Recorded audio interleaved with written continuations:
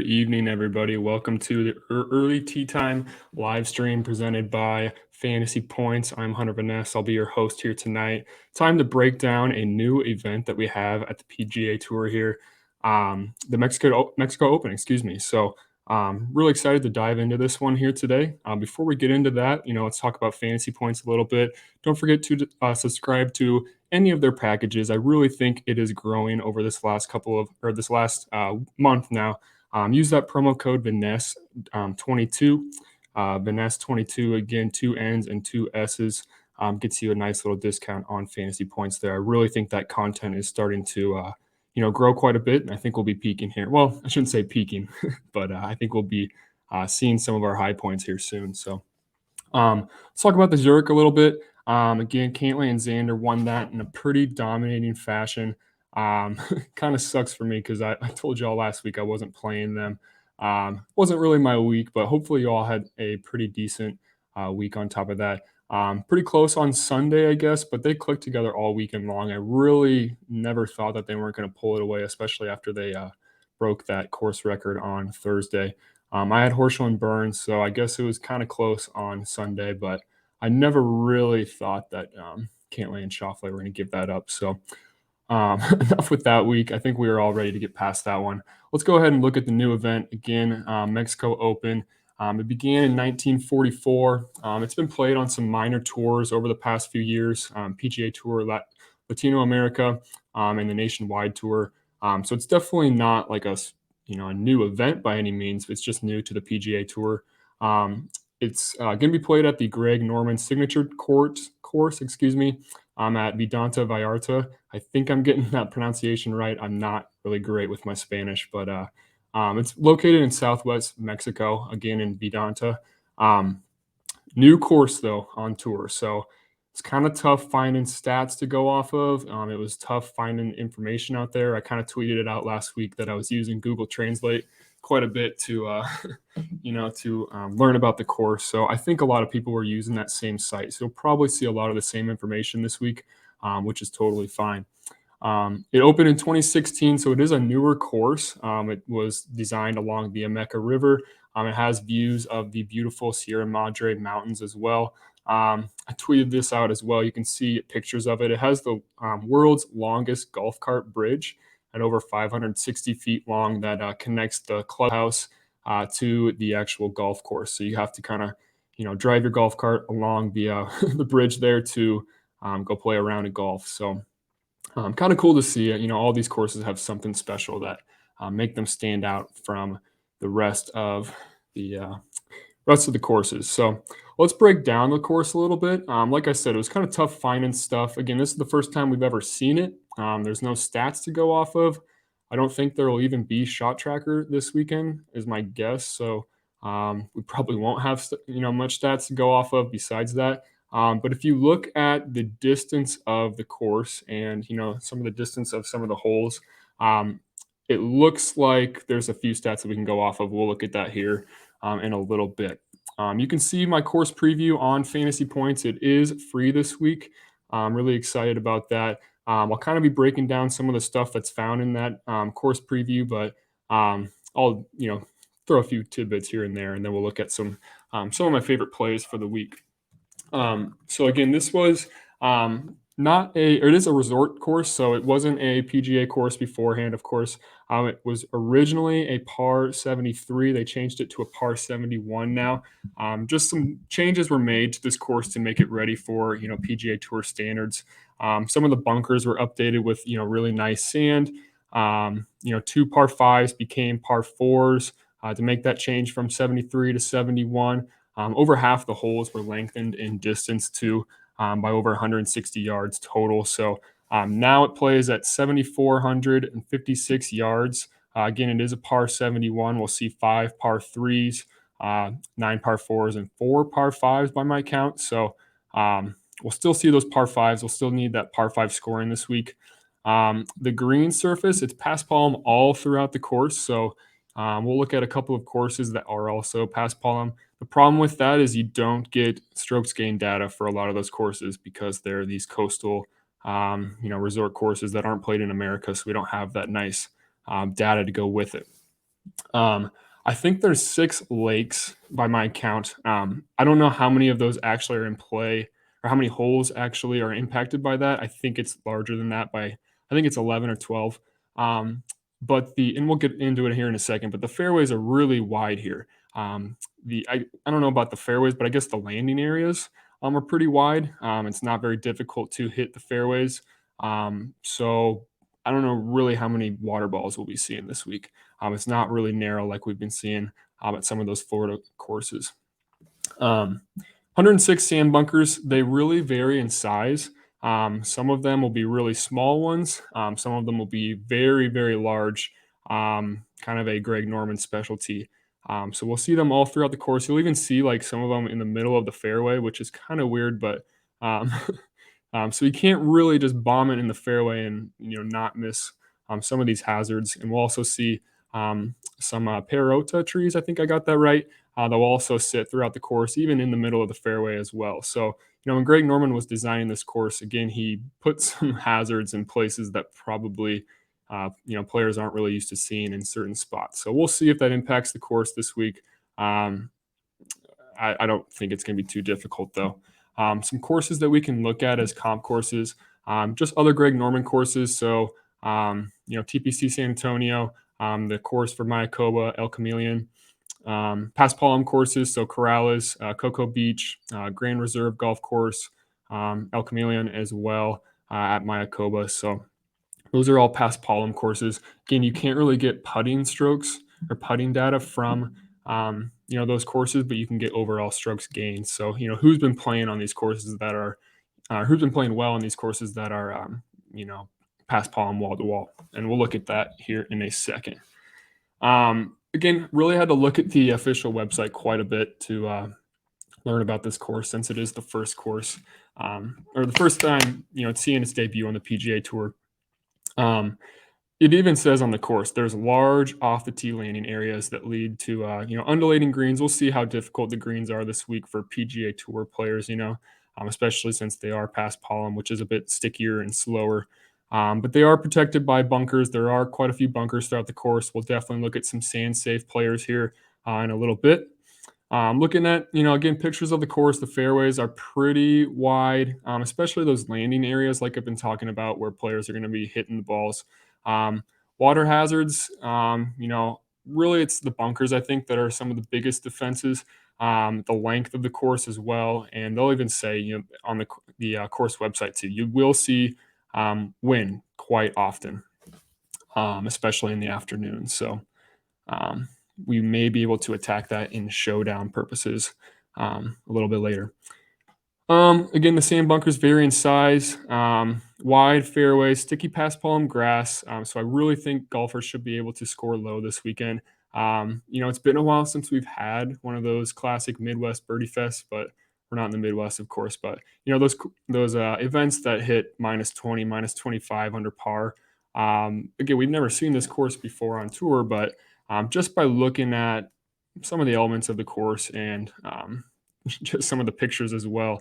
If you dive into Google Earth a little bit, you can see exactly what we're talking about. Um, I would assume we'll see a -20 score this weekend. I know the field isn't the greatest, but I do think guys are going to be shooting low. Um, yeah, I think that, I mean, how can we really factor this in? I guess I was planning on talking about this too. This really opens up the course for, or the event for really any type of player when you can shoot this low. Um, you know, Rom calls it a putting contest like he did at the Amex. But I mean, he's really true. I mean, a lot of these guys are going to be hitting the greens and it just turns down to who can hit it the closest to the pin and who can knock in the most birdies. Because I really don't think we're going to be seeing many, scores above par like we have been over the last month or so. We'll see, though. Like I said, we've never seen this course before. Some of the big holes or main holes that I'm interested to see this week, the notable holes. We'll start with the seventh hole. It's a par four. It is probably one of the only drivable par fours that we'll see this weekend. It's only going to be it's under 300 yards. It's 297 to be exact. There is water on the left side of the fairway. There's some sand traps on the right side of the green, but It's going to be interesting to see, which players really attack this, risk reward hole. Because again, you could drive it. I just don't know exactly how many hazards or what those hazards look like around the green. So we'll see. I mean, again, you could obviously lay up and knock it in three and move on with your day. So going to be interesting to see how players attack it, especially those longer hitters that might not even need driver to reach the green there. Par four, seventh hole is a drivable par four. Nope, sorry, I already went through that one. Par five, 12th hole, excuse me, is the longest hole on the course, 617 yards, which I'm certainly not a bomber, so I don't know if I'd be hitting that in two, but or even three. But a lot of these guys, we'll see. There is that perotta tree that's right in the middle of the fairway though, that kind of blocks your approach shot. So it does kind of force players to lay up. Again, according to the website. Par 4 16th hole, going to be one of the toughest holes on the course. There's sand on the left side of the fairway. There's kind of a waste sand area on the right side. The second shot will be about 200 yards, and we're going to see a lot of long irons this week. A lot of those second shots, again, since this is a lengthier course, are going to come in at least 175 yards or higher. So, again, you're going to be looking at guys who can hit those longer irons, hit it close to that pin, again, with the longer irons there. Otherwise, though, there's a green that's protected by bunkers to the center and to the left. Just interested to see how this 16th hole will play out as well. All right, so again, that's the course. My overall takeaway again is that it's going to be a birdie fest. Um, yes, John Rahm is clearly head and shoulders above the rest of this field, but this isn't, Memorial where you could take out more than half of the players because they're just not ready for a test like that. Um, Again, not entirely sure. Rahm could clearly go out and win this thing by 5+ strokes, but it just opens up the field quite a bit and allows us to really look at those long shots. Again, because I think that winning score is going to be pretty low. So we'll see. Some key stats, and you could probably guess, some of the ones that I've been talking about here at the beginning. First off, strokes gain approach. That's going to be one of the most important ones, of course, for these birdie fest type of events. With hazards, again, that are all around the greens at Vidanta, we really need players who are going to be precise with those irons. So, looking at the last 24 rounds, that's usually the category that I look at, or the time frame that I'm looking at for a lot of these stats. Top 5 players again in strokes gained on approach is going to be Gary Woodland, John Rahm, Austin Smotherman, and I'll talk about him here in a little bit. Tony Finau, who's been starting to play a little bit better as of late, and Luke Donald, who just has really great approach numbers, just has not been able to put it together in any other aspect of the game. Next up, again, this is a longer course, one of the longer courses that players are going to see on the tour, over 700 or 7,450 yards. Again, the fairways or the landing spots, again, are rather wide compared to other tour courses. So I do think we're going to be able to see, our golfers are going to be able to use driver quite a bit this week, and not necessarily worry about spraying it too much. We'll see, I guess. We have different, my definition of spraying is much different than their definition, but there is some water. We'll see. I'm curious to see how, again, some of those hazards in the middle of the fairway impact some of these holes. We don't typically see that a whole lot on tour courses. So, again, there's just some bunkers in the middle of the fairways on a few holes, and some those big trees as well. So, I don't know. I don't want to say we can completely throw away accuracy. It's more maybe good drives gained. Who's going to put it in the correct position, avoid some of those hazards.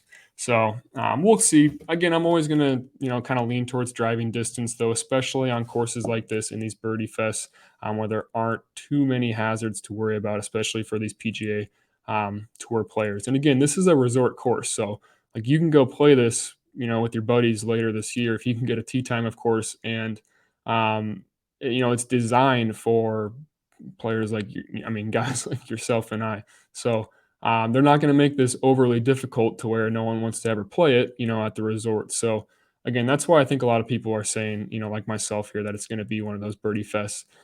We shouldn't really have to worry too much about um, a lot of bogeys or bogey avoidance, I guess, this week. So kind of went on a tangent there. Going back to driving distance, though, top five players in this category, though, are Cameron Champ, Wyndham Clark, John Rahm, Trey Mullinax, and Joseph Bromwich. So definitely some guys that you can target if you're really looking at that driving distance stat. Of course, it's not everything, but you definitely want guys who can put it down the fairway and um, use those wedges into the green. Next up is going to be top five players in proximity from 175 yards. So I want guys again who are good with their longer irons. Let's look at some guys again who will put the ball closest to the pin. From longer distance. So Austin Smotherman is going to be at the top here. He ranks in the top 10 in both 175 to 200 and then 200 to 250. He's really good with those long irons. So he's going to be popping in quite a few of these stats here. He's also a pretty good driver as well. He ranks pretty high in driving distance too. So like Smotherman this week, he'll be in my write up here in a second. Taylor Moore is going to be second. Munoz is number three, who's withdrawn out of the last two events that he has kind of signed up for, which is a little bit of a worry. He's pretty expensive in DraftKings this week. Not sure what I'm going to do with Munoz because he does look really good in the stats, but I'm curious on what or why he's withdrawn, excuse me, from the last couple events. I'm really interested this week to see what players say in interviews. For example, what is Rahm's motivation level right now? What is his interview like or going to be like? Abe Answer too. How is he treating the Mexico Open here? Is it kind of like his, the second Masters for him, for example? A lot of these guys, Munoz again, for example. I don't know if we'll get an interview from him, but I would love to get some news maybe from him. And I talked about it before. I think the best thing you can do to get some of the news on these guys is looking at their tracker Twitter pages because literally all those guys do is just follow news for those individuals. So we'll see if we can get some news on Munoz and some of those other withdrawal concerns. We've already had a few already with Daniel Berger today. That definitely shifted some odds quite a bit. Yeah, we'll look at some odds here in a second. The Greg Norman signature course is loaded with sand bunkers, very similar to other Norman courses. He tends to create deep bunkers as well. So it's definitely going to take some experience with sand saves to excel this week if you miss on approach. Top five players in sand save percentage are going to be Samuel No. I think I'm getting that pronunciation right. Brendan Todd, Kevin Tway, Charles Howell III, and Wesley Bryan. So those are some guys that you could potentially consider. Obviously, if you look at them, not too many of them are ball strikers. That's kind of the yin and yang that we see quite often with ball strikers versus good short game players. Last but not least here, and there's a couple other stats that I'll throw in my model, and I'll talk about them just briefly here in a second. But last thing I really want to talk about is strokes gained on Paspalum courses in the last 24 rounds. I'm really looking at Corrales Golf Course, Grand Reserve, El Camaleon, and then Cocoa Beach Golf Course. That's the Puerto Rico Open. I think that's probably the best course comp just because it's longer, it's past palm, tee to green, and it's also a coastal course. So you'll see some wind potentially that impacts the event. So I think that's probably the best course comp. And we can potentially look at some of those guys that are good on that course as well. So top 10 players in against strokes gained on Paspalum courses is going to be Danny Lee coming in number one, Abraham Answer number two, which makes sense, the Mexico native. Adam Long's number three. He's got really great results at Mayakoba. Might be worth a dart throw this week. We'll see how that kind of shakes out. Nate Lashley is going to be number four. He's starting to gain some ownership. I think he's in the mid sevens on DraftKings and DFS. He's been playing pretty decent recently. He's another one of those guys that's been playing some of these Paspalum courses in the alternate events. So I can see why he's ranking high here. And Nirban Lahiri, number five. Griot is number six. He plays a lot of these coastal courses as well. He's not a good putter, but that kind of makes sense why he does well on these past pollen greens because they're sticky. They're much slower than bent grass, for example. Some of the other stuff, or it's a lot of the greens that we see on tour. Again, that's why we typically see Griot with terrible putting stats. Um, but maybe he can find it, figure it out here. His, last, I don't know, 8 to 10 starts have been pretty terrible. I'm not even really much of a Griot guy, but probably more of a DFS play for me this week if we can get him at low ownership. I didn't get his price tag though, so I'll have to check that out. Finishing out the rest of this top 10 on past Palm courses, JT Poston, number 7, Vincent Whaley, number 8, Russell Knox, number 9, and Brandon Wu, number 10. Again, these are just some of the main stats that I'm looking at. I got a couple other ones that are, will go in my model here in a second, but I really, want to encourage you all to check out Pat James' stat model each week. He has a really in-depth breakdown of all the stats that you should consider each and every week. Obviously, this week's kind of different because of we've never seen this course before, but he's got a really great. Just I can tell he's done this for a while. I guess when I read through this, so he's really good at breaking down the stats and just highlighting some of the guys who have been peaking, for example, in a certain stat, and some of the guys who have been fading away. And that's one of my favorite parts of his pieces. All right. A couple more minor things, and then we'll start looking at some guys. We'll start breaking down a model. Weather, don't always go over this in the live show, but there is something particular here. Temperatures are, forecasted to be in the 80s, so I don't think we're going to have to worry about that one bit. There's likely going to be very few clouds down there as well. Should be some of the warmest temperatures that guys have seen all year long so far. However, it is found right along the Pacific Ocean. So Vallarta usually sees, consistent winds up to, 10 to 15 miles an hour each day. However, if you look at like the hourly weather forecast online, it's almost always like 10 to 15 in the afternoon and then 5 to 10 in the morning, if not really calm right away when they tee off. So, like we can't really do much with that. As far as the classic DFS stuff, because again, guys are going to be teeing off AM, PM. The winds are basically the same each day in the afternoon. However, I do think there's going to be a really solid edge in showdown each day. I don't think it's massive, I guess, because the winds aren't going to be terrible, but you never know with these coastal courses. They might reach up to that 20-mile-an-hour range. We'll just kind of see and have to play it as the week goes on. But I do think there's a showdown edge this week. I don't typically like go pretty heavy on showdown, but if there's going to be windy conditions in the afternoon and pretty calm in the morning, I don't see why you don't go a little bit deeper this week on that. So otherwise, I don't think we're going to see any delays with weather, excuse me. Just some windy conditions. So we'll see how that shakes things out. Let's go through some ownership here quick. Let me refresh my projections as we do that. If you all have any questions or anything on ownership, stats, salary, betting odds, literally anything like that, throw it in the chat. I would love to answer any questions that you might have here today. All right, so far, our number 1 highest owned golfer right now is Jon Rahm. Not a surprise, even though he is the highest owned, golfer or highest price golfer in the field. I'm not going to be surprised by that one bit.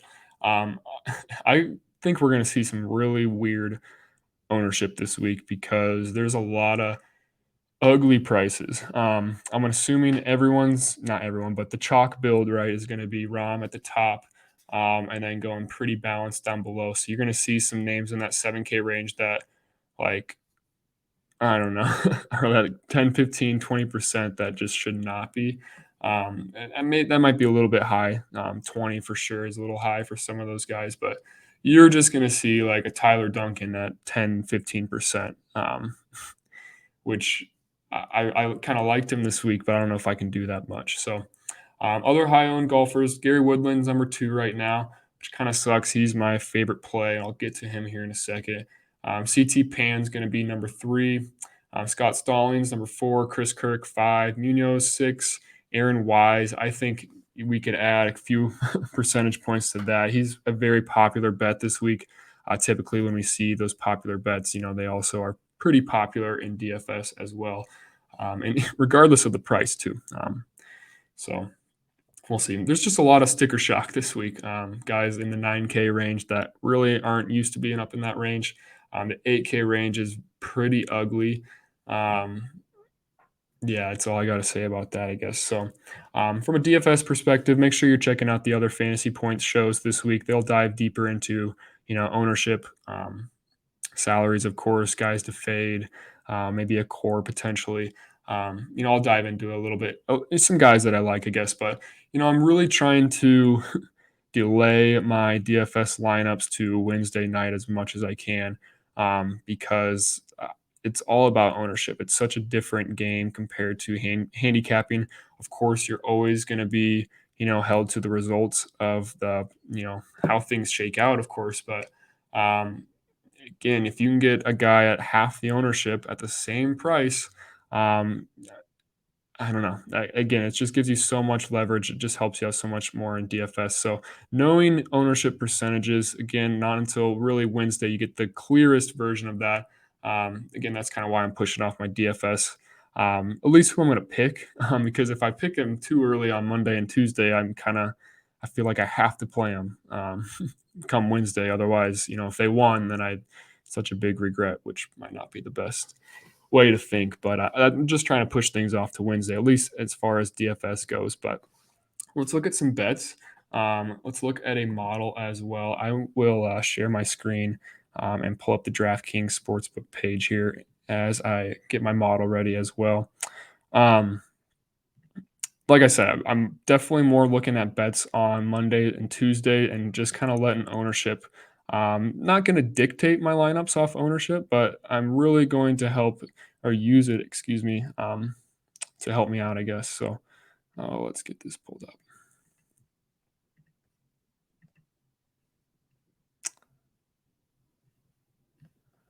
Okay. For some reason, I can't get that sharing. That's all right. Not a problem. Okay. Looking at my model. So I got all the main stats that I was looking at or talking about before. Driving distance, approach, par five scoring, proximity from 175 to 200 plus. So all those key stats that I was mentioning before, those are definitely going to be again in my model here. I'm kind of playing around with the weights right now, but again, you'll see a lot of the approach numbers in there. Some other stats I'm looking at: birdies are better gained. Again, we're going to have guys that can shoot low, score birdies. Just strokes gained total over the last 24 rounds. I want guys who have been playing well. That's kind of an obvious one too. I have sand saves in there too. I talked about that before. Past Paulum, strokes gained total there. That's going to be kind of my main one. So if I crunch all of that together, my number one golfer, and I've ran this a couple of times, changing around the numbers, and he still sits at the top of my model each and every time I do it, no matter how much I adjust some of the weights. It's going to be Gary Woodland. So um, I don't really care about the chalk too much this week at 9,900 on DraftKings. Again, that's one that I'm probably going to have in quite a few of my lineups. He has just been playing so well recently. Again, he struggled a little bit last year, but he's been turning around recently. Three top tens in his last six starts.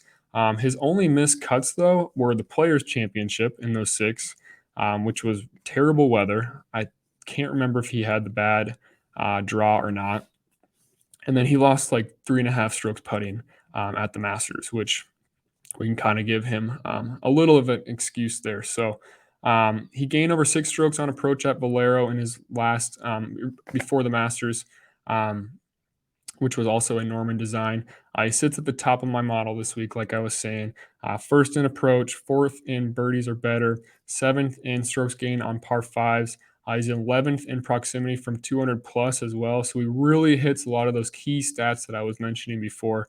So there's really no reason why he shouldn't be at the top of my model. So really like him quite a bit. Again, he missed the cut, the Masters and the Players. I'm willing to forgive that. Otherwise, he's got a bunch of top tens in his 2022 season so far. I love Gary Woodland this week. I'm going to bet him, probably going to play him in DFS, trying to get the best number on him. However, it looks like that's been going down a little bit. Looks like right now you can get him at 20 to 1 on DraftKings. Not sure where that number is shaking out on FanDuel now. I don't have that pulled up right now, but yeah, Gary Woodland, my favorite play so far this week. One of those again that I don't really care about the ownership too much. I'm definitely going to be um, overweight on Gary Woodland. Looking at some other guys in the top of the field here, John Rahm. Again, kind of have or has been having a rough 2022, at least by his standards so far. Um, Again, he's had some issues with these putting contests too. There's just no reason or there's no way you can bet Rahm at this number at 350. Just put like a parlay down on some NBA bets tonight, and I think you'd have a better option or a better chance of that cashing than again Rahm winning this week. It's just really rare that favorites at this kind of number actually pull it off.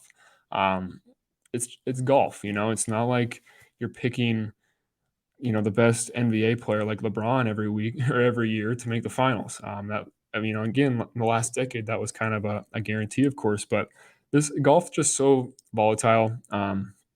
It's really hard to win tournaments consistently.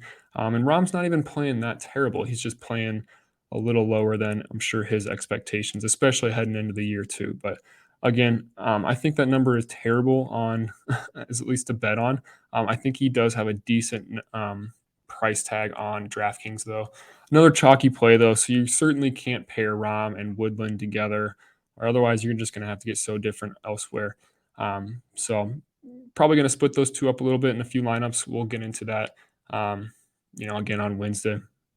Tringali's number 2 on DraftKings right now. As far as odds go, he's there at 20 to 1 as well, right there with Abe Answer, the Mexico native. I think again, Answer, he's had I don't know, he's had some withdrawal. Concerns. He's withdrew quite a few times over the last month now. At least, for his record, I guess he's not one to really pull out of tournaments like a Louis, for example. So um, I'm interested to see again where he's at. I mean, if he's healthy, he's a great play. He doesn't really show up too much in the model, I guess, but Abe Answer, I really don't mind him at all. Again, if he's healthy, I'm really looking to see where his head is at in his interview tomorrow potentially. So Kevin Na is also 20 to 1. Again, Gary Woodland's certainly my favorite in that range there. Couple other guys here. Let's kind of get through this a little bit. So Chad Ramey is one that I wrote up in my article. He has some really good history on these past Paulum courses, especially in the last couple of months. He won at Corrales in March, which was also wall-to-wall past Paulum. He finished 5th at the Puerto Rico Open in March as well, also past Paulum. Finished runner-up in a 2020 Corn Ferry Tour event in Mexico. So that's one that I kind of, made my eyes open a little bit. I think everyone's talking about his record on those 2 coastal courses or the 2 past Palm courses in March. But he also, again, won a Corn Ferry Tour event in Mexico in March. So it's clear that he likes playing golf in Latin America. Um, I really like Ramey this week. He has some good stats as well. He's second in birdie or better percentage within this field. He ranks 3rd in total strokes gained on courses over 7,400 yards. He actually doesn't rank great in driving distance. That's actually one of his lower categories within my model, but he ranks again 3rd in total strokes gained on courses over 7,400 yards. So I'm assuming that has to do with his proximity. Let me pull his numbers up here quick. Yeah, pretty decent proximity from 175 to 200.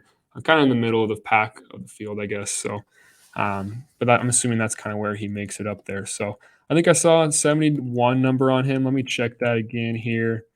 80 to 1 now on DraftKings. So um, that will also be a bet that I will be taking. I'm not entirely sure where his ownership's sitting at right now, but it is Monday. Things can always change. Looks like he's about 10% at 7,900. So that's something I could probably stomach. I think there's going to be a lot of guys that are chalky in that 7K range because everyone's going up to Rom at the top.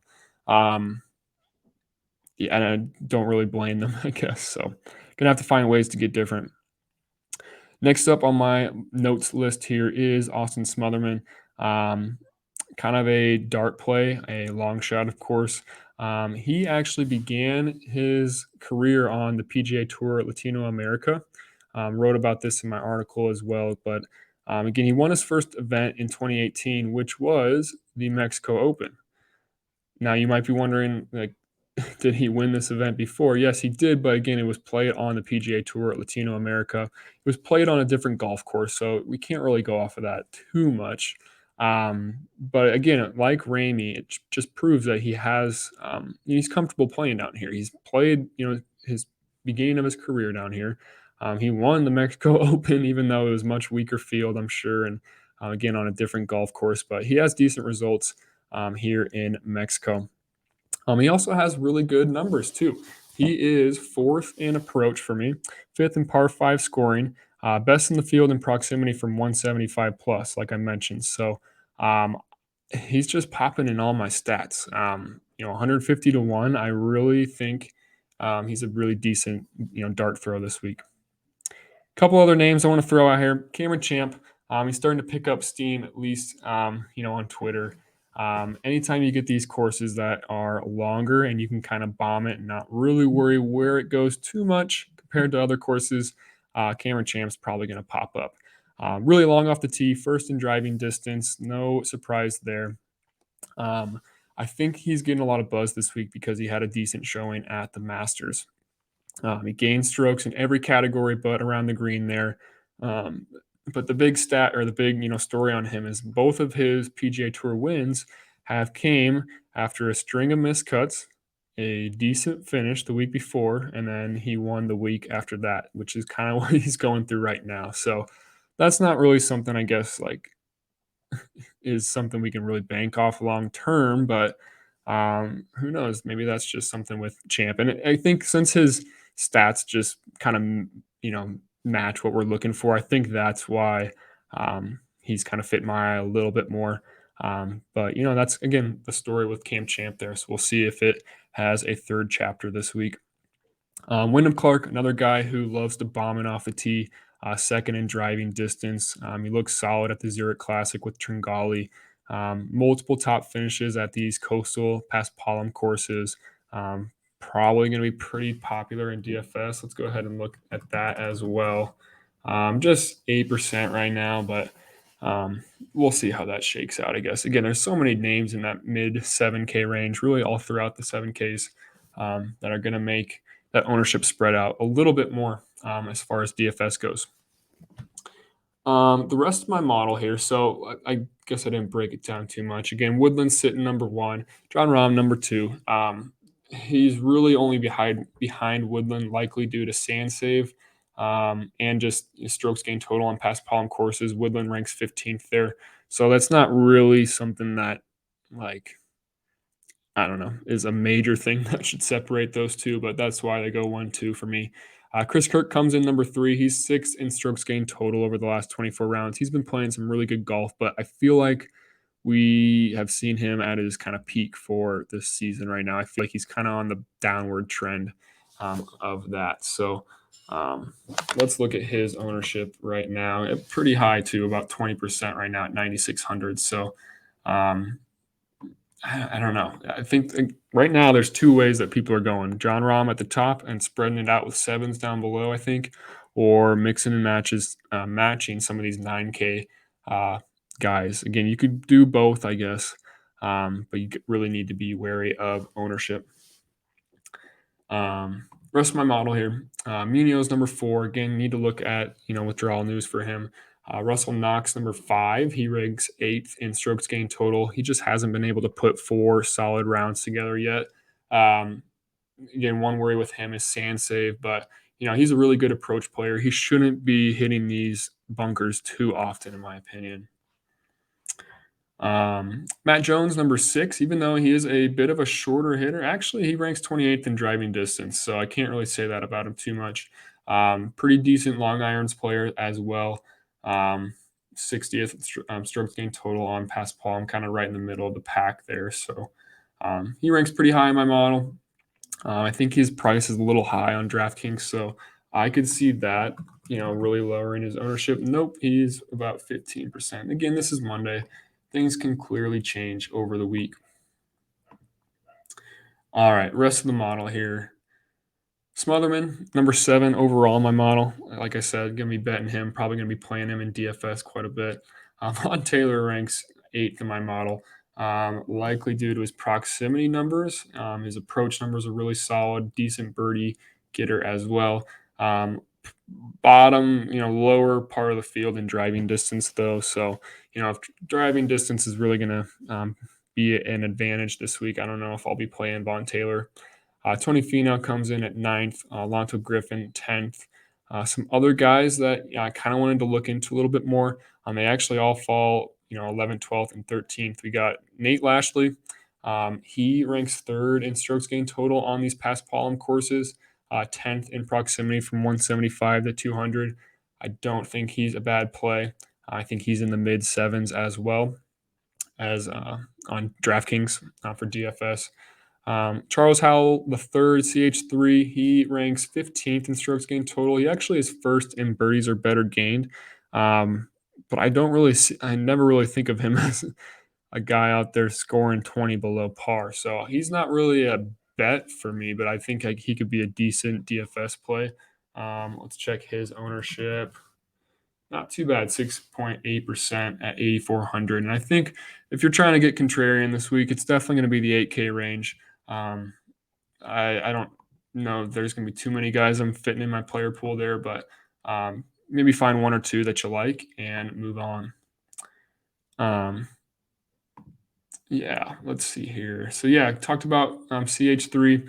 CT Pan is high up in the ownership right now. I don't know if that'll actually play out because it's CT freaking Pan, but he is pretty decent across the board. He doesn't really have too many weaknesses. I guess driving distance and strokes gained on par fives, but he could still probably lay up here quite a bit and get birdies on a lot of these holes. We'll see though. Again, if driving distance. It is kind of one of his weaknesses here. Tyler Duncan, another guy who ranks pretty high here. I really wanted to look more into Kirk Kitiamma. Where is he at in my model? He's 29th in my model. I had him a little higher until I adjusted some things.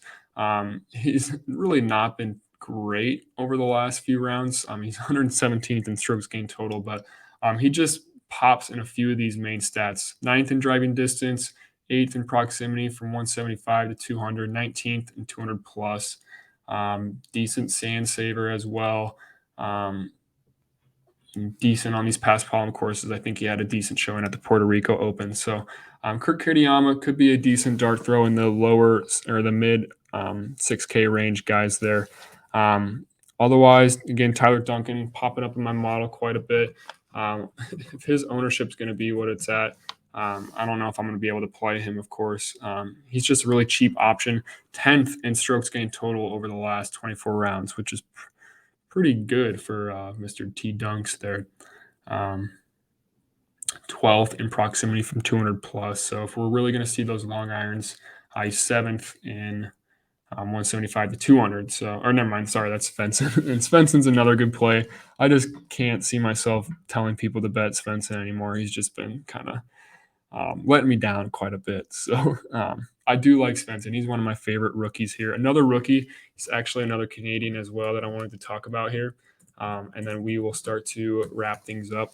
It's going to be Callum Tarrant, mainly because he ranks 8th in driving distance. He loves to push that ball all across the course. He finished well at the Puerto Rico Open too, which again was past Palm, tee to green, and was also over 7,400 yards, I believe, too. So very similar to the course that we're going to see this weekend. Really, nothing pops out too much other than that for him. I just think he's a decent dart throw. Again, if you're really liking driving distance this week, not going to bet him by any means, but I think as far as DFS goes, going to be a really low owned option in that upper 6K range there. Okay. All right. That is my model there. I don't have much else to say besides that. Again, some of my main takeaways this week are it's going to be a birdie fest, in my opinion. If you are kind of feeling like not playing very much, I don't blame you because it is kind of a really weak field. these birdie fest. Again, like I said at the open, anyone can win this. So it's not a week to empty the bank account in my opinion, at least. Um, as far as betting goes, because Rom could go out and win this thing at, 350 or plus 350, and all of our bets would go down the tank because the best freaking golfer in the field goes out and wins this thing. And that's just something that kind of sucks sometimes. So I do like it from a DFS perspective, though, because there's just a lot of names that guys have never heard of before, especially some of the casuals that have been sticking around since the Masters, for example. Um, I do think there's a lot of advantage in DFS this week, especially Showdown, like I was saying. So I'm really interested to see how this event shakes out. I thought the field was going to be a little bit better, but we still got some decent names up there. It's by no means one of those alternate events that has, a really weak field because everyone else is playing the players, for example, or something like that. So interested to see how it, shakes out. Interested to see how some of the Mexican players play, like Answer, of course. I kind of like Answer quite a bit. So yeah, that's all I got. If you have any questions, you can reach out to me on Twitter at Huntman10. Make sure you sign up for a Fantasy Point subscription. You can use my promo code the Nest22. That's 2 N's and 2 S's. Yeah, good luck, everyone. I hope you all have a great week. Hope to see you all next week for the Wells Fargo and make some money this weekend. Good luck, everyone.